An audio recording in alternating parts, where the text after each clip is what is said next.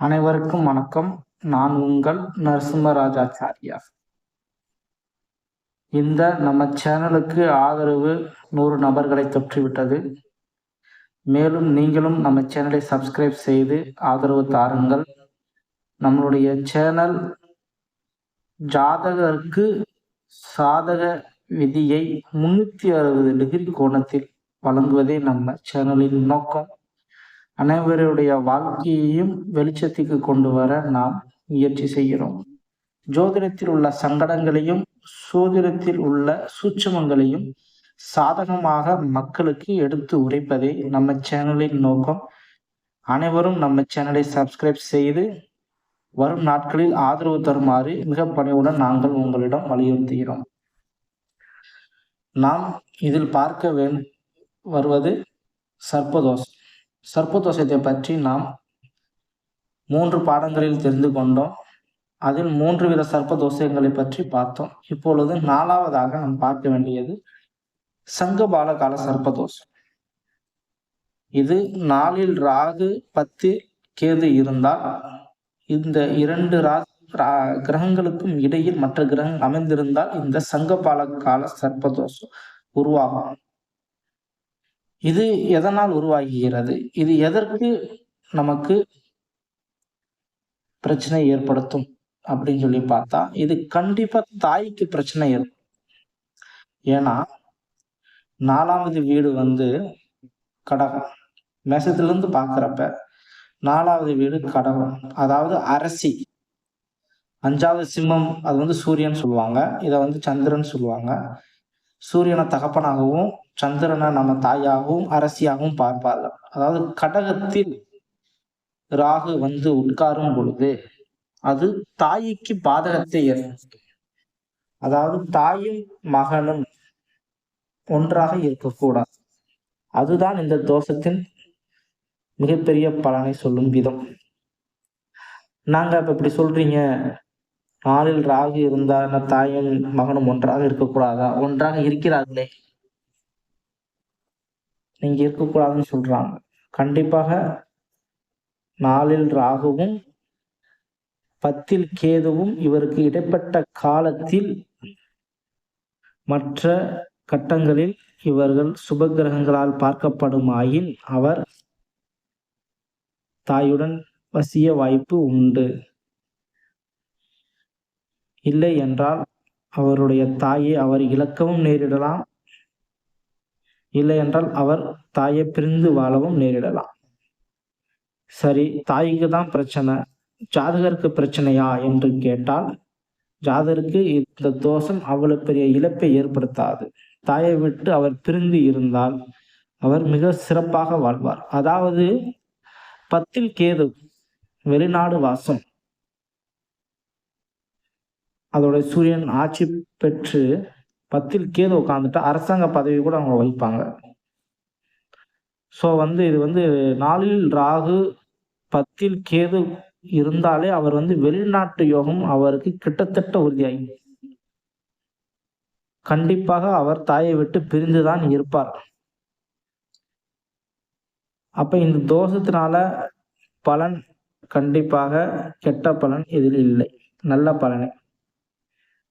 தாய்க்கு சில நோய் நொடிகள் சங்கடங்கள் சேருமே தவிர ஜாதகருக்கு எவ்வித பிரச்சனையும் ஏற்படாது.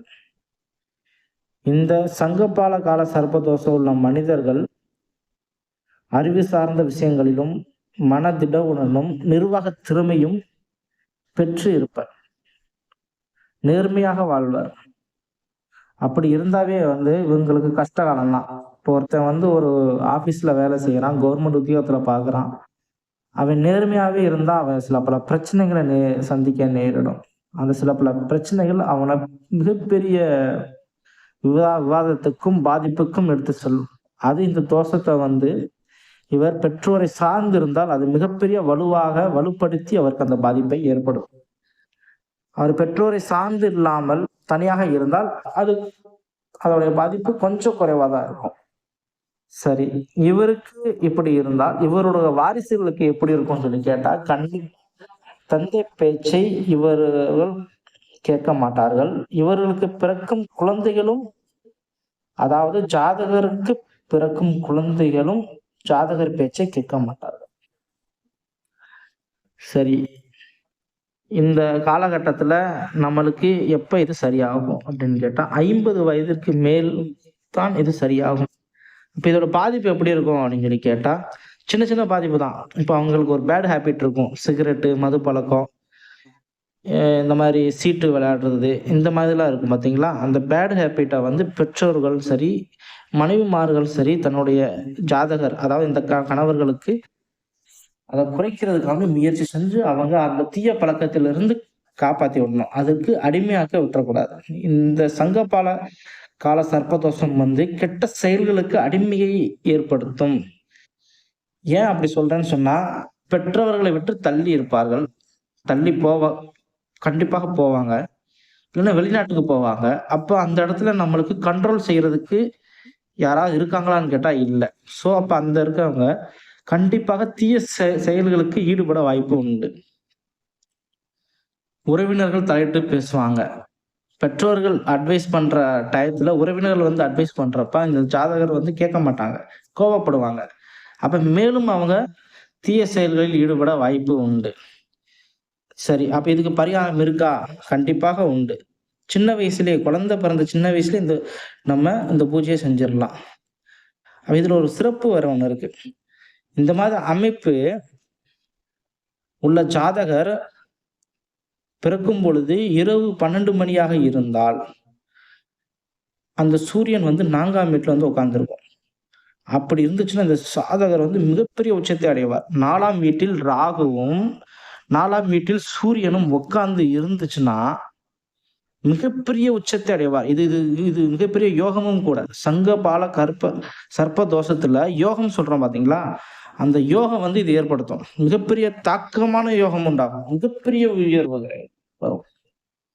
அவங்க அரசு பதவிகள்ல வந்து மிகப்பெரிய உதவி, அதை வந்து மிகப்பெரிய பதவியை வந்து அவங்க அடைவாங்க. அது சில போலீஸா இருந்துச்சுன்னா அவங்க மிகப்பெரிய பதவி வரைக்கும் போவாங்க. இப்ப கான்ஸ்டபிளா ஜாயின் பண்றாங்கப்பா, கிட்டத்தட்ட மிகப்பெரிய போலீஸ் பதவி வரைக்கும் அவங்கள இந்த ஜாதகம் எடுத்து செல்லும்.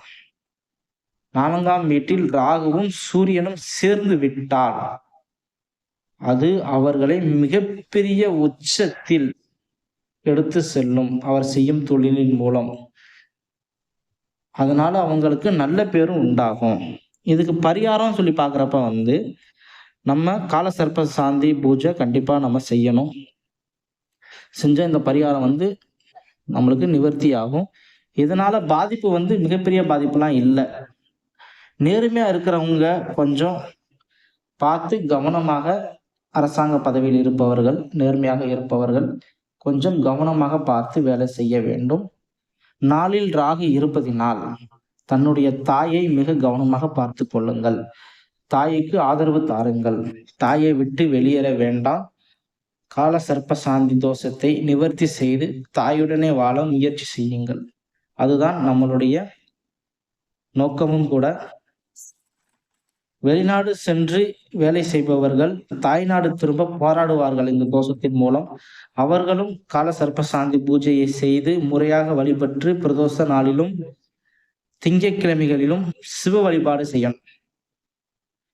செஞ்சா வெளிநாட்டு வெளியூர்ல இருக்கிறவங்க பிறந்த ஊருக்கு வர்றதுக்கு முயற்சி செய்யறவங்க திங்கட்கிழமை சிவ வழிபாடு மிக மிக முக்கியம். அதிகாலையில் பூஜை செய்யுங்கள். திங்கட்கிழமை உங்களுக்கு மாற்றம் கண்டிப்பாக உண்டு. அதே மாதிரி மகா மிருத்யூஜ்ய மந்திரம் அப்படின்னு சொல்லிட்டு நம்ம ஒரு மந்திரம் இருக்கு. அந்த மந்திரத்தை நம்ம உச்சரிக்கணும் டெய்லி. ஒரு 108 முறை இந்த மந்திரத்தை நீங்கள் வாரம் ஒரு முறையோ இல்லை தினமும் நீங்கள் உச்சரித்தால் மிகப்பெரிய உயர் பதவியை நீங்கள் அடைவீர்கள். உங்களுடைய வாழ்க்கை மிகப்பெரிய மாற்றத்தை ஏற்படுத்தும். மகா மிருத்யுஜ்ய மந்திரம் சொன்னால் உங்களுக்கு மிகப்பெரிய மாற்றம் ஏற்படும். நாளில் ராகு 10ல் கேது இருப்பவர்கள் மகா மிருத்யுஜ்ய மந்திரத்தை சொல்ல வேண்டும். இது எளிய பரிகார முறையாகும். அதே மாதிரி தானம் வந்து நீங்க அன்னதானம் போடணும். அன்னதானம் நீங்க போட்டீங்கன்னா அது உங்களுக்கு மிகப்பெரிய சிறப்பு. உங்களுடைய வம்ச விருத்தியையும் ஏற்படுத்தி கொடுக்கும். உங்களுடைய வம்ச வழியில் உள்ள பிள்ளைகள் உங்களுடைய பேச்சை கேட்பார்கள். அந்த காலகட்டத்தில் உள்ள அந்த சர்ப்ப தோஷத்தை நிவர்த்தி செய்து, இந்த அன்னதானத்தின் மூலம் உங்களுடைய வாரிசுகளும் மேம்பட வாழையடி வாழையாக தந்தை மகன் பேச்சை கேட்க வாய்ப்புகள் அமையும். மற்றபடி தாய்க்கு தான் இந்த தோஷம் தோஷத்தை ஏற்படுத்தும். ஜாதகருக்கு இந்த தோஷம் வெளிநாடு வாசம் மற்றும் சூரியனுடன் சேர்ந்து இருந்தால் ராஜபோக வாழ்க்கை ஆகியவற்றை இந்த ராகு கேது ஏற்படுத்தும். மேற்கொண்டு 5வது உள்ள சர்ப்பதோஷத்தை பற்றி நாம் அடுத்த வீடியோவில் தொடர்ந்து பார்ப்போம். நன்றி, வணக்கம்.